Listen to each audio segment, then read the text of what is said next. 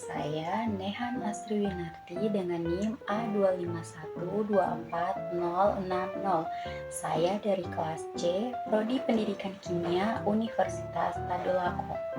Di sini saya akan menjelaskan penentuan perubahan entropi pada perubahan fasa, yang dimana ini untuk memenuhi salah satu tugas mata kuliah kimia fisik saya. Nah, pada materi ini saya akan menjelaskan bagaimana entropi berubah dalam bentuk wujud seperti pada bentuk wujud gas, cair, dan juga padat. Dan juga di sini saya akan sertakan dengan contoh perhitungan atau contoh soal. Baik, kita langsung saja masuk kepada pengertian perubahan entropi atau perubahan fasa, yang dimana perubahan fasa itu merupakan perubahan wujud zat seperti padat menjadi cair atau cair menjadi gas, dan dia itu berlangsung pada suhu tetap. Nah, kalau untuk entropi atau perubahan entropi itu merupakan ukuran ketidakaturan suatu sistem. Artinya, semakin bebas pergerakan partikel, maka makin besar juga nilai entropinya. Nah, di sini untuk arah perubahan entropi sendiri, dia itu entropi ini akan bertambah ketika zat menjadi lebih tidak teratur, misalnya pada proses mencair dan menguap. Sebaliknya, entropi berkurang ketika zat menjadi lebih teratur seperti pada proses mengembun dan membeku. Untuk perubahan fasa yang berlangsung secara reversibel pada suhu tetap, perubahan entropi dapat dihitung menggunakan persamaan delta S dengan delta H dibagi suhu mutlak, di mana delta H adalah entalpi penguapan atau peleburan dan T itu adalah suhu dalam Kelvin. Nah, di sini juga terdapat aturan Troughton. Ya, di sini dia menyebutkan bahwa menurut aturan Troughton, kebanyakan zat cair memiliki entropi penguapan molar yang hampir sama, yaitu sekitar 88 Joule per Kelvin. Nah, namun air menjadi pengecualian karena memiliki ikatan hidrogen yang kuat, sehingga nilai entropi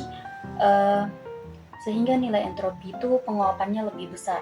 Nah, di sini saya mengambil satu contoh soal yang selanjutnya akan kita bahas, yaitu menghitung perubahan entropi ketika air pada suhu 25 derajat Celcius dan tekanan 1 atmosfer berubah menjadi uap air pada suhu 100 derajat Celcius dan tekanan 0,1 atmosfer.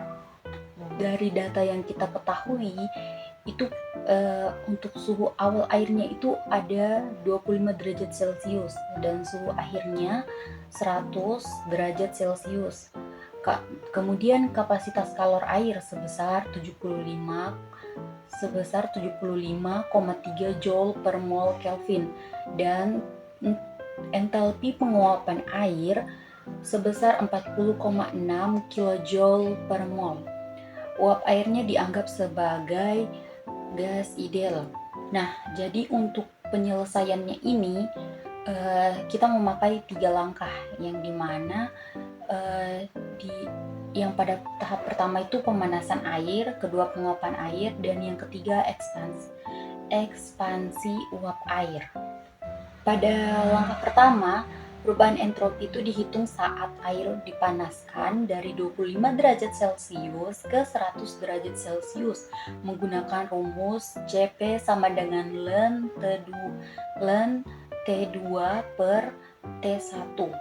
Nah, dari perhitungan ini kita peroleh nilai delta S1 sebesar 16,87 Joule per mol Kelvin. Kemudian pada langkah kedua, yaitu penguapan pada suhu 100 derajat Celcius. Perubahan entropi dihitung dengan membagi entalpi penguapan dengan suhu mutlak. Nah, di sini untuk langkah keduanya kita taruh untuk nilai delta S2 yang diperoleh hasilnya itu adalah 108,96 Joule mol per Kelvin.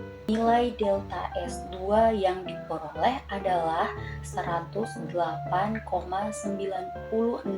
Joule per mol Kelvin. Nah, nilai yang kita peroleh di sini adalah 108,96 Joule per mol Kelvin.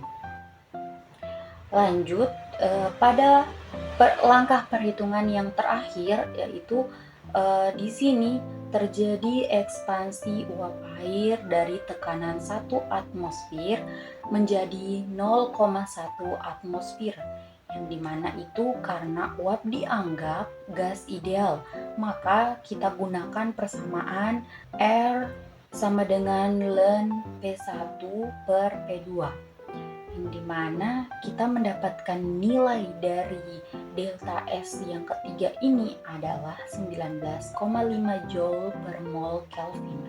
Jadi untuk hasil dari perhitungan semua itu, kita mendapatkan perubahan entropi total dengan menjumlahkan delta S1, delta S2, dan delta S3.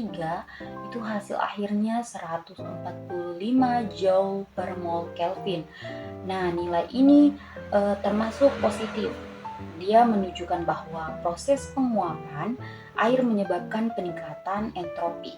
Nah, dari materi dan contoh soal yang sudah saya jelaskan, dapat kita simpulkan bahwa perubahan fasa dari cair ke gas selalu meningkatkan entropi karena partikelnya ini menjadi lebih bebas dan tidak teratur.